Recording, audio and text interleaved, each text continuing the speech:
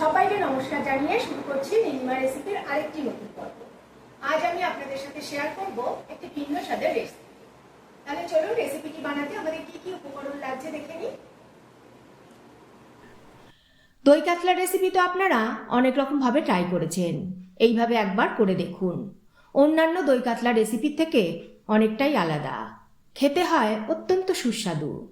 আশা করি আপনাদের ভালো লাগবে এই রেসিপিটি।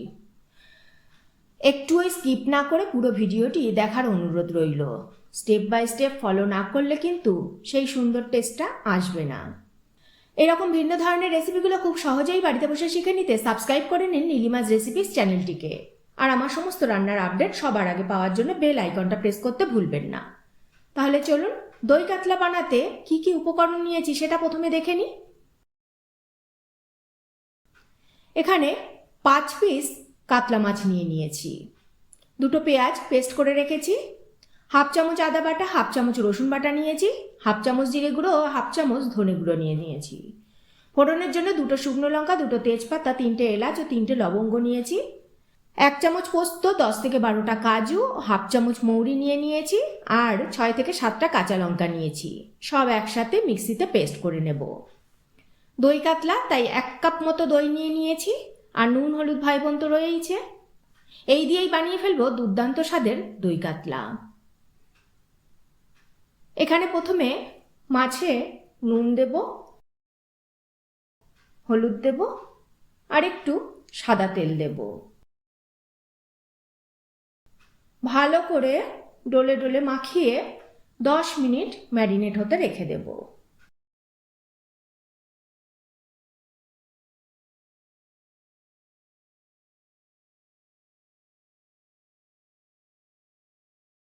এবার মিক্সির ছোট বাটিতে কাজু, পোস্ত, মৌরি ও কাঁচা লঙ্কা পেস্ট করে নেব মসৃণ ভাবে। মৌরি দেওয়ার ফলে দই কাতলার টেস্টটা একটু অন্যরকম হবে। আশা করি এই টেস্টটা আপনাদের ভালো লাগবে।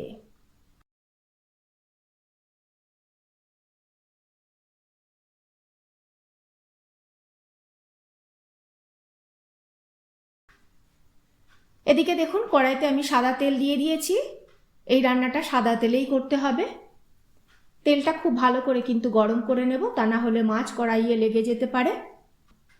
তেল গরম হলে নুন, হলুদ আর তেল দিয়ে ম্যারিনেট করা কাতলা মাছগুলো দিয়ে দেব।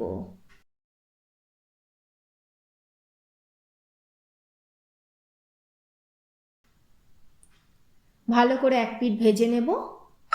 এক পিঠ ভাজা হলে উল্টে অন্য পিঠও গোল্ডেন করে ভেজে নেব।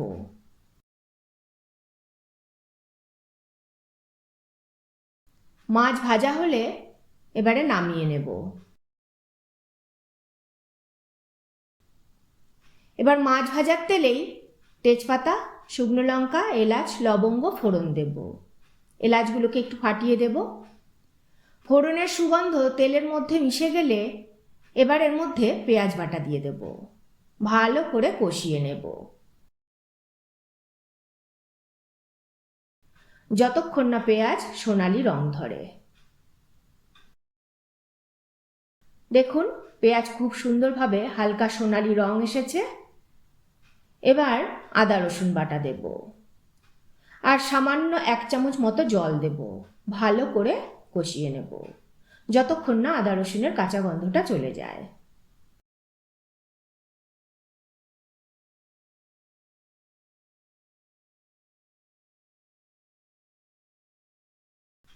দেখুন মশলা কষা হয়ে গেছে। এবার কাজু পোস্তর পেস্টটা দিয়ে দেব আর মিক্সির বাটি ধোয়া জলও দিয়ে দেব। ভালো করে ধিমে আঁচে সময় নিয়ে কষিয়ে নেব।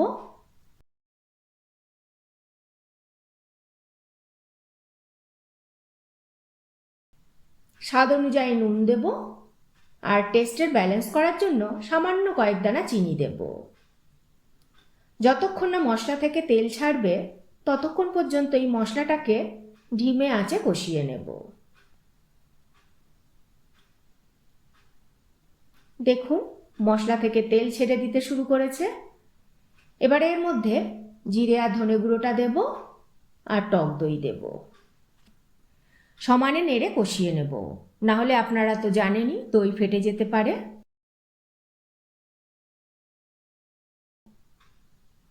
এবার দেখুন দইটা খুব সুন্দরভাবে কষা হচ্ছে।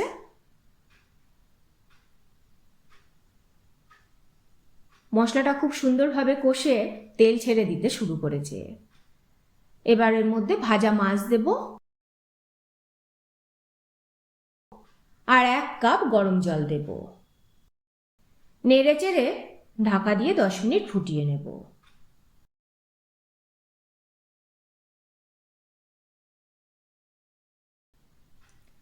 দশ মিনিট পর আমরা ঢাকা খুলে তেজপাতাগুলোকে ফেলে দেব। দেখুন আমাদের তেলটাও আস্তে আস্তে ভাজতে শুরু করছে। আবার একটু ঢাকা দিয়ে 2 মিনিট রান্না করে নেব।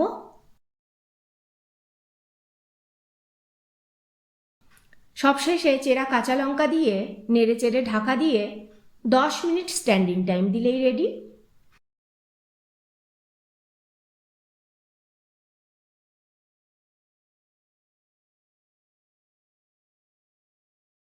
এবার সার্ভ করে দেব। ভাত কিংবা যে কোনো রকম রাইসের সাথে এই রেসিপিটি খুব সুন্দর লাগবে।